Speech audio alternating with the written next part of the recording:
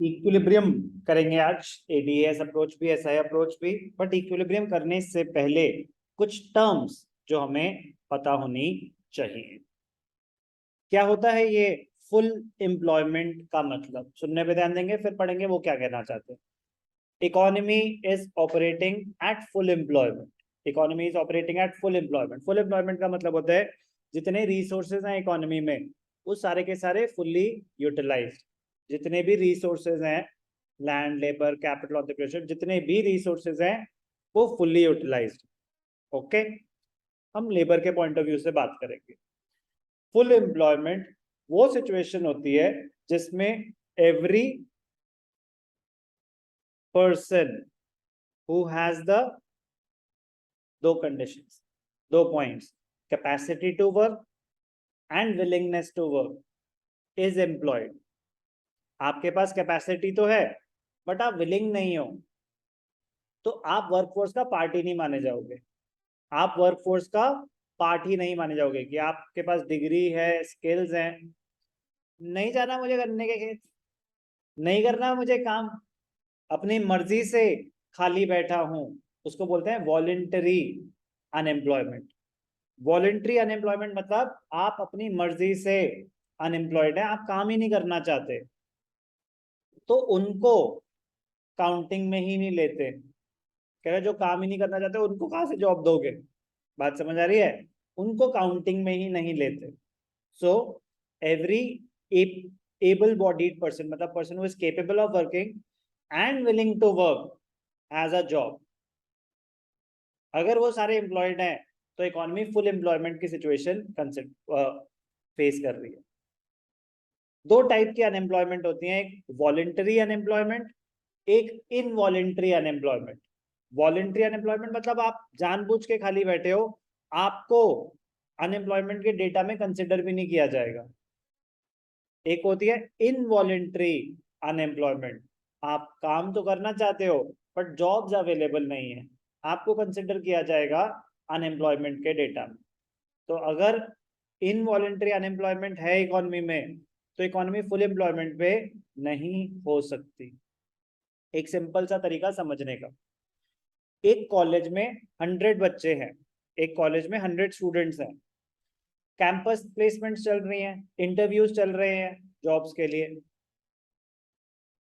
100 के 100 बच्चे बैठे, 100 के 100 जॉब करना चाहते थे, 100 के 100 को जॉब मिल गई, तो 100% प्लेसमेंट है, यस और नो? 100 के 100 जॉब करना चाहते थे, 100 के 100 इंटरव्यू में बैठे, 100 के 100 को जॉब मिल गई, 100% प्लेसमेंट है।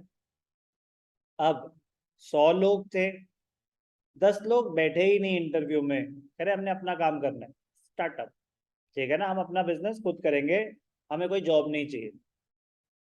90 लोग जॉब के इंटरव्यू के लिए बैठे, 90 के 90 को जॉब मिल गई, बट कॉलेज में 100 बच्चे थे। क्या कॉलेज बोल सकता है कि हमारी 100% प्लेसमेंट है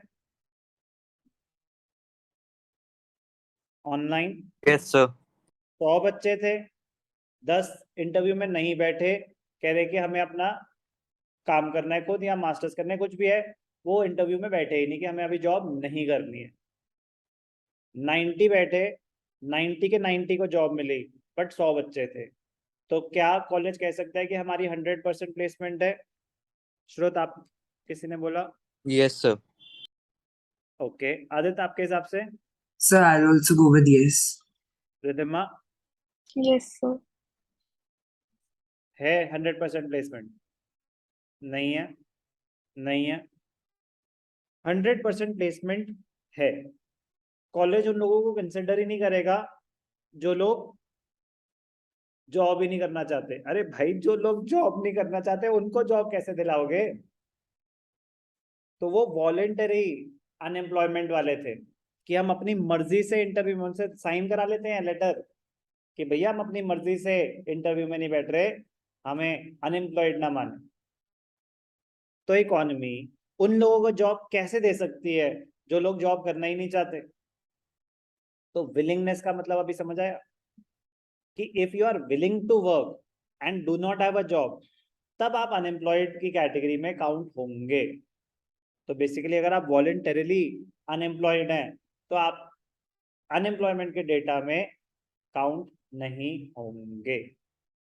गवर्नमेंट स्टेप्स लेना चाहती है उन लोगों के लिए जो केपेबल है, विलिंग है, बट जॉब नहीं है। जो विलिंग ही नहीं है उनके लिए गवर्नमेंट क्या स्टेप्स लेगी? उनके लिए तो उनके पेरेंट्स को स्टेप लेने पड़ेंगे जो लेने हैं। यस और नो? तो बात समझ आई? आप कुछ कहना चाहेंगे या क्लियर है? क्लियर है आपको भी? ठीक। So, full employment refers to a situation in which all those people who are willing, तो अभी willingness का लॉजिक समझ आ गया ना? Who are willing and able मतलब capability, skills हैं, जो भी requirement है वो है, capability भी है, willingness भी है। ये भी important point है, at the existing wage rate. If they get work without any undue difficulty, तो इसका मतलब economy is operating at full employment level. Generally, the term full employment means there is no unemployment. That is, everyone gets work. Full employment का मतलब ये हुआ ना कि all the resources have been fully utilized. कोई खाली नहीं बैठा.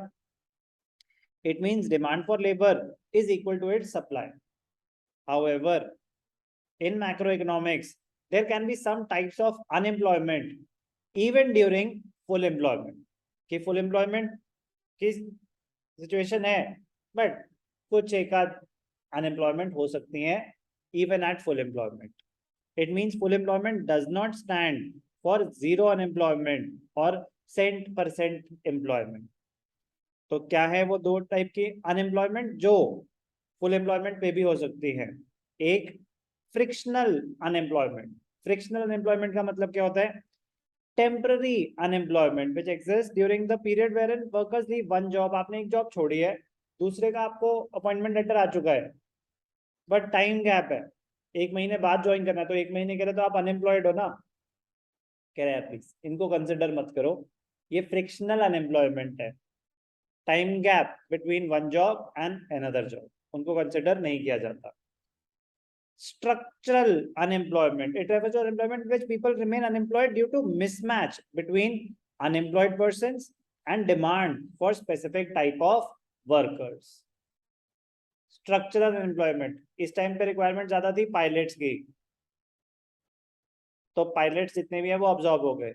लेकिन अगर पायलट्स की रिक्वायरमेंट थी 10,000 और है 15,000, तो स्ट्रक्चरल अनएम्प्लॉयमेंट है कि उस चीज की रिक्वायरमेंट नहीं है, हमें चाहिए इंजीनियर्स, हमें चाहिए डॉक्टर्स, हमें चाहिए चार्टर्ड अकाउंटेंट्स, तो स्ट्रक्चरल अनएम्प्लॉयमेंट उसको बोलते हैं।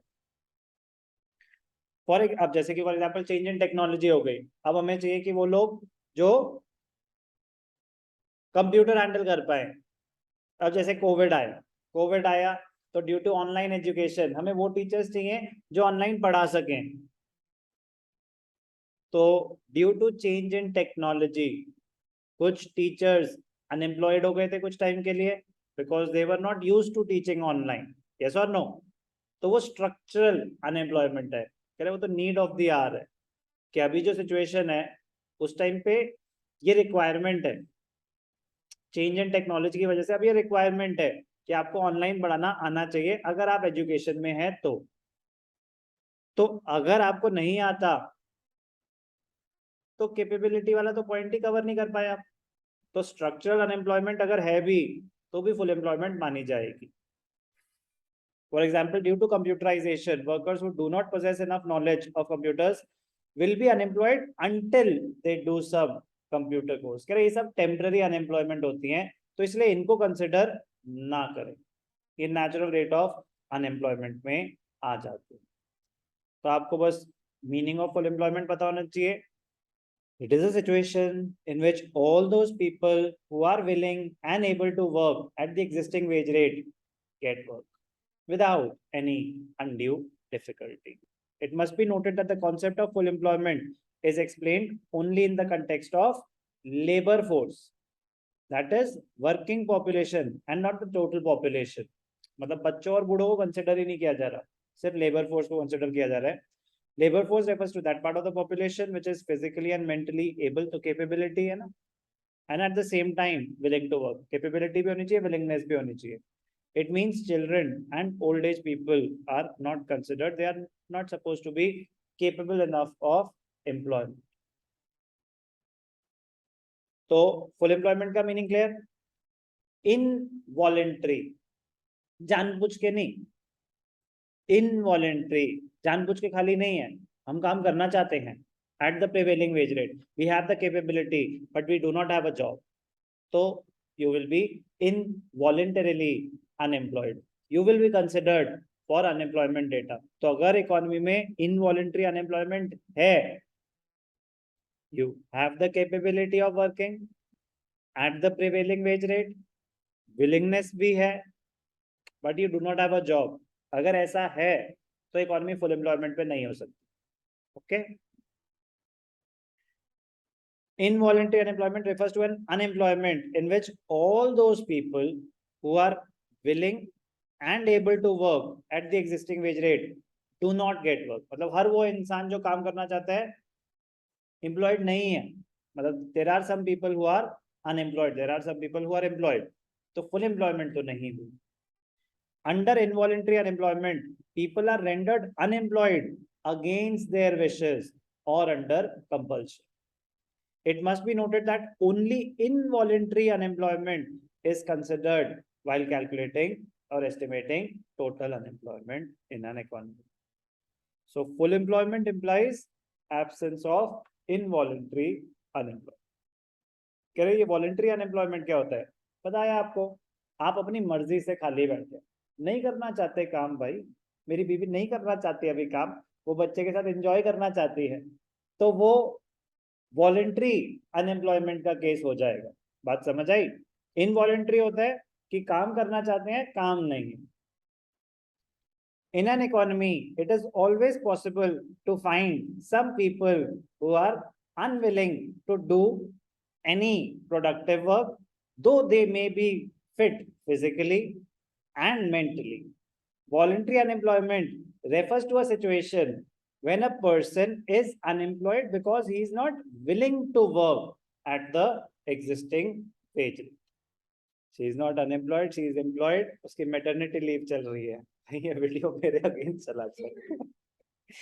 Voluntary unemployment is not counted while estimating the size of unemployment.